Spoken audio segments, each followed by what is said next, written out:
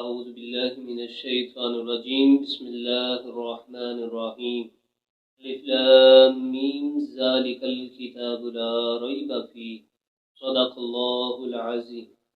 حاضرین اکرام، اللہ رب العزت نے سورہ بقرہ کے شروع میں ارشاد فرمایا الف لام میم ذلك الکتاب، یہ وہ بلند رتبہ کتاب کہ لا ریب فیہ، اس میں کسی قسم کا کوئی شک ہے ہی نہیں۔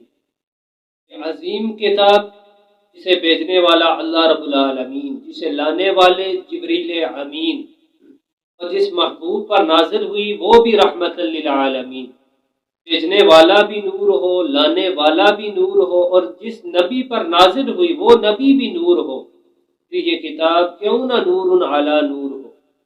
حاضرین اکرام، دنیا کی تمام کتابیں ایک طرف، اگر وہ قرآن مجید کا مقابلہ نہیں کر سکتی، اس لیے دنیا کی تمام کتابوں کے مصنف انسان ہیں، لیکن قرآن مجید کا مصنف خالق کائنات ہے۔ اس لیے بھی یہ دنیا کی تمام کتابیں ہماری زندگی کے کسی ایک حصے کی طرف رہنمائی کرتی ہیں۔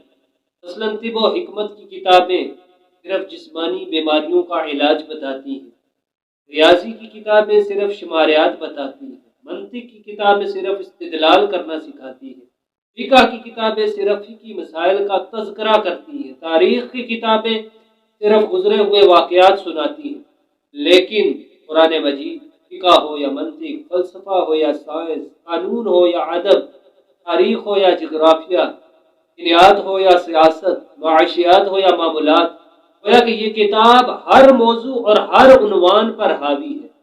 ایسا کہ اللہ رب العزت نے ارشاد فرمایا وَلَا أَصْغَرَ مِنْ ذَلِكَ وَلَا أَكْبَرَ إِلَّا فِي كِتَابٍ مُبِينٍ، نہ اس سے چھوٹی اور نہ اس سے بڑی کوئی چیز نہیں مگر وہ اس روشن کتاب میں موجود ہے۔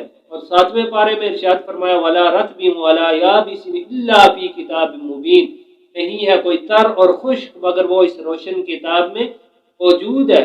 اور 20ویں پارے میں ارشاد باری تعالی ہے وَمَا مِنْ غَائِبَةٍ فِي السَّمَاءِ وَالْأَرْضِ إِلَّا فِي كِتَابٍ مُبِينٍ، جتنے غائب ہیں آسمانوں اور زمینوں کے وہ سب اس روشن کتاب میں موجود ہیں۔